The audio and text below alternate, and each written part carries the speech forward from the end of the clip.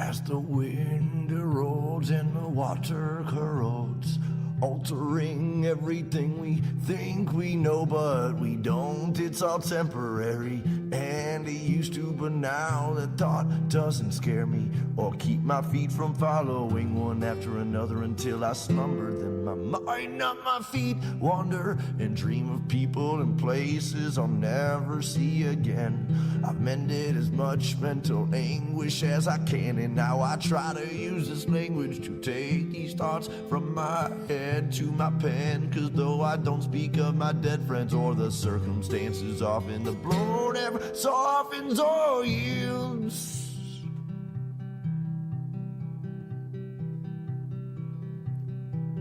I'm in a desolate field, lonesome stargazing, night blazing, chasing traces of remembrance and reverence of relevant friends and acquaintances, and faceless and nameless names and faces, while my mind is racing through these photo albums and quotations.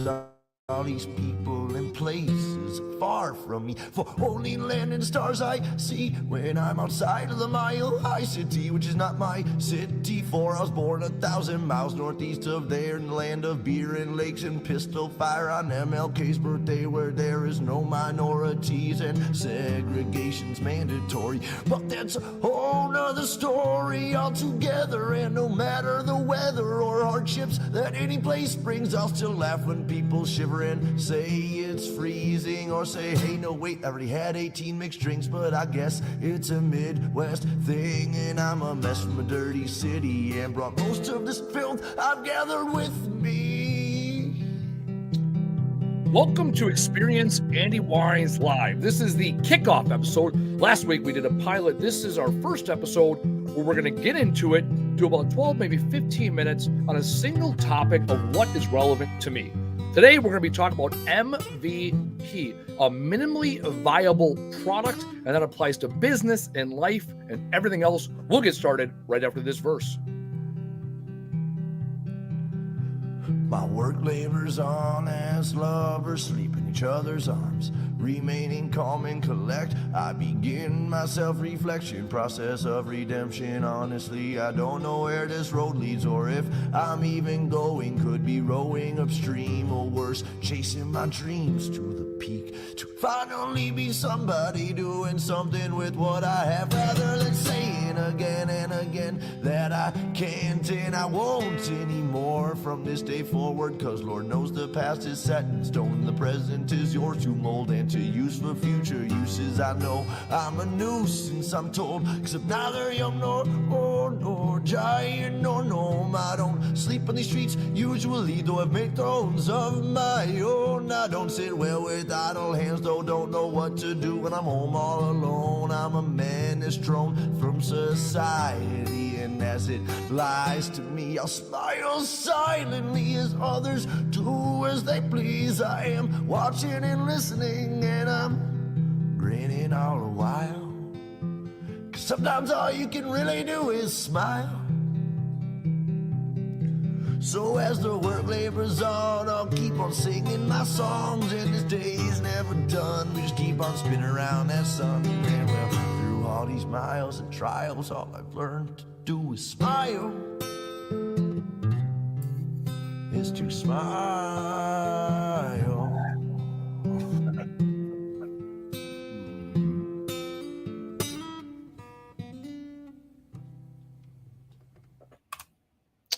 Welcome to our first episode of Experience Andy Weins Live.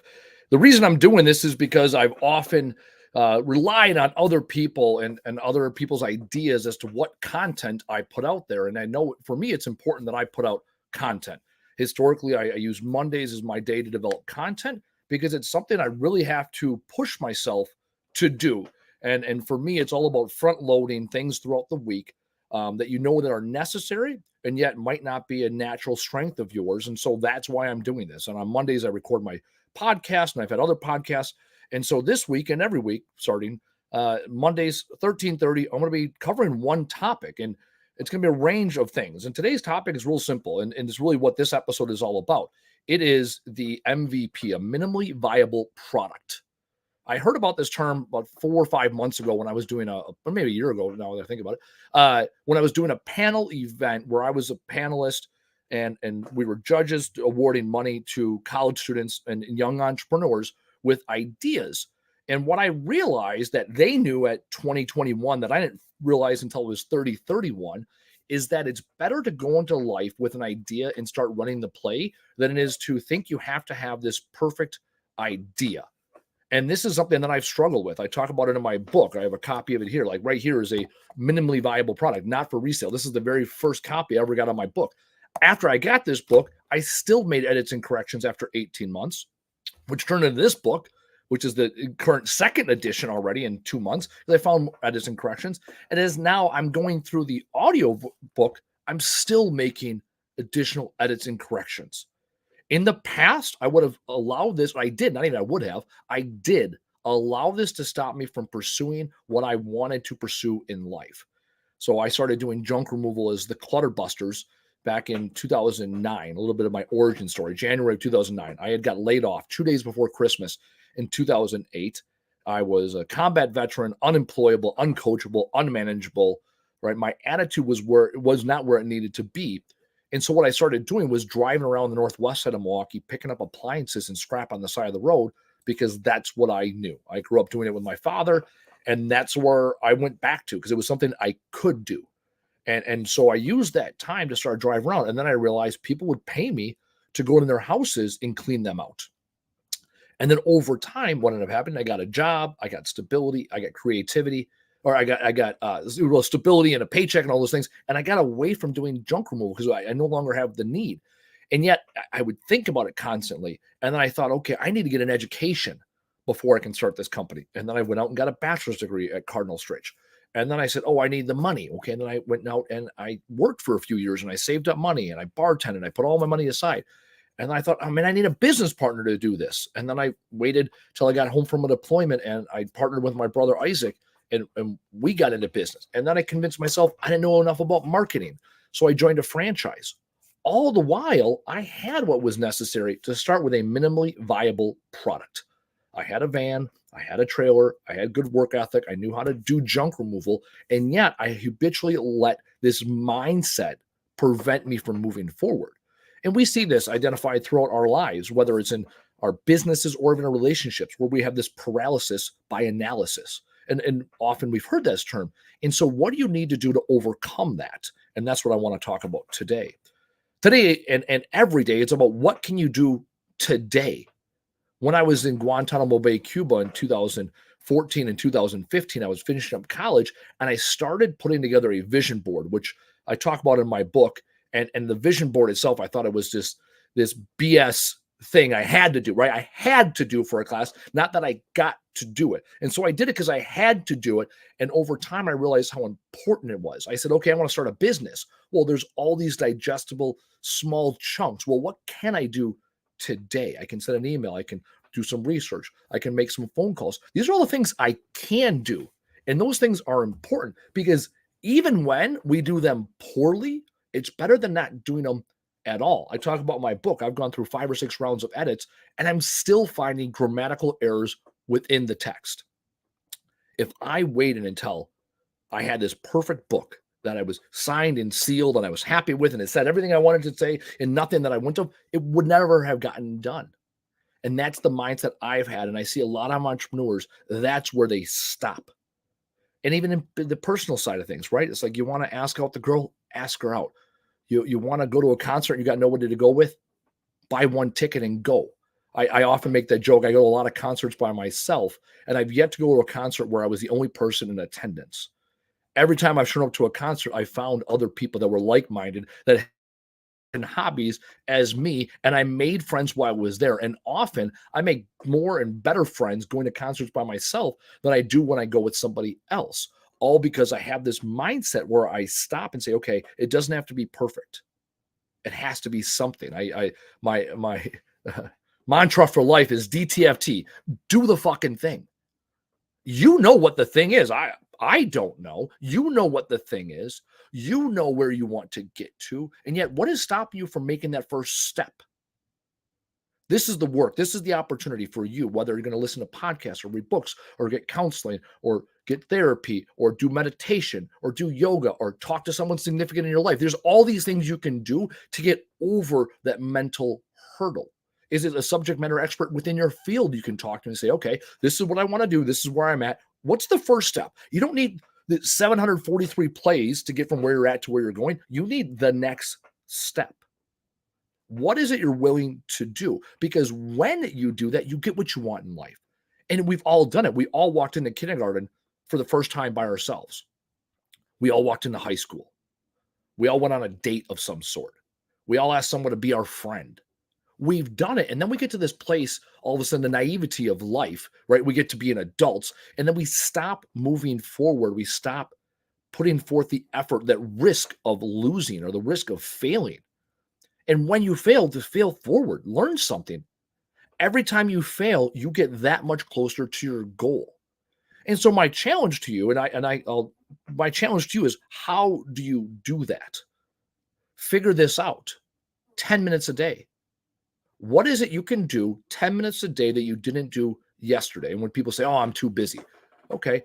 I challenge you, go into your phone and see how much time every day you spend on social media, Facebook, YouTube, TikTok, Instagram, whatever your vice of choice is, right? Let's say you spend 30 minutes. Can you cut that down by 10 minutes and do 10 minutes towards your goal, right? 10 minutes of walking, maybe you get a half mile. It's a half mile you didn't get before.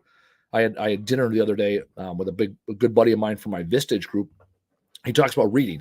He reads between 40 and 50 books a year. And I said, how do you do that? He said, well, I spend 1 hour reading every day at lunch. I can, when I get my work done early, I'll read 15 more minutes before I leave work. And then when I get home at night, I read 15 minutes before bed. So he reads for 90 minutes every day. He doesn't look at this, 50 books. I got to read one book a week. And no, he knows when he puts the work in, puts the time in, the books get read. And then he takes that knowledge from those books and applies it to his life, which motivates him to then do even more reading. And what I've realized with myself recently, I started intermittent fasting like 8-9 months ago. 12 hours minimum, up to 16 hours a day I fast. And what I realized with that is it's really simple to stop doing something, whether it's stopping smoking, stopping drinking, stopping eating even. And once you condition yourself to stop doing it, you become more disciplined in other areas of life. It's this momentum. When you're chasing this dream and this goal, what else are you putting off? Are you putting off your health? Are you putting off your mental health? Are you putting off this business aspiration? Is there a person in your life that you've been meaning to call because you want to reconnect with them? When you take that first step, you get a little chemical drip, serotonin, oxycodone, whatever it is. I don't know, right? You get that drip and you feel positive. You feel like you have some level of control. And then that transfers to every other aspect of your life. That's phase one. Phase two, talk about it, discuss it. Take the time to celebrate the victories of these minimally viable products. When I hear people say, hey, I'm working my full-time job, I got the wife and kids, right? And I took on my first client, right? And they'll say, it's only one client, 1 hour a month. Well, okay. Well, that 1 hour a month is 12 hours a year. That's 12 hours a year that you didn't have yesterday. Take the time to celebrate every single victory. Green Bay Packers won yesterday against the hapless Chicago Bears. Shout out Green Bay Packers. And I was watching the post game, and several of the players said, hey, we had to get out there and execute. And we have to now, Jordan Love said this, we have to now celebrate this victory. And in football, you got to be good every week. And in life, you got to be good every day. Celebrate the victory, take what you learned from it, and then move on. So step one, do something different. Step two, share it with somebody else. Step three is when you start to become the mastery. Teach others. I realize in my life, the more that I teach, the more that I learn, because I reinforce beliefs and ideals and behaviors that I know that have worked for me, which means I think it, I say it out loud, I hear myself say it, and I say, okay, do I really think this way? Do I really feel this way? Do I really act this way when the moments are right? And so for you, when you want to have this minimally viable product, when you want to achieve these goals, every step along the way, do those three things. Do the fucking thing.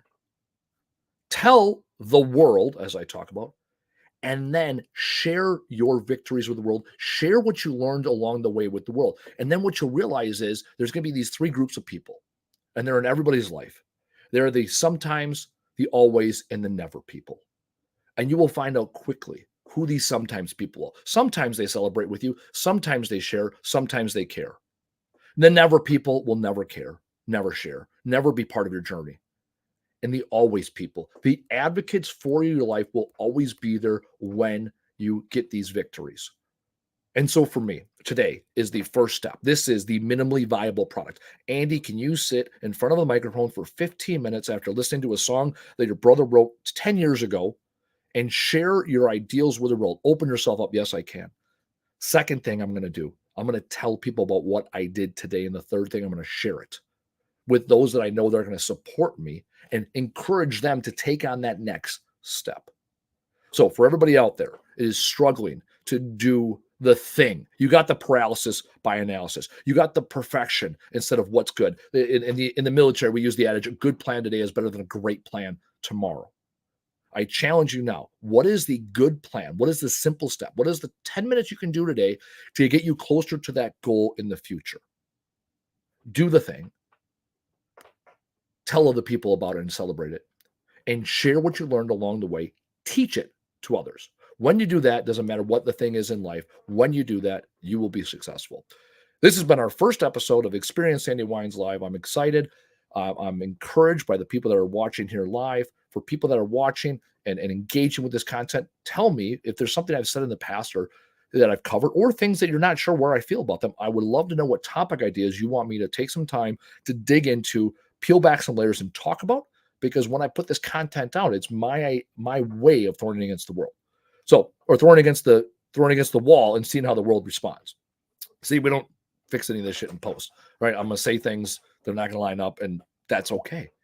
It's even better. It's a minimally viable product, and that's what we're talking about today.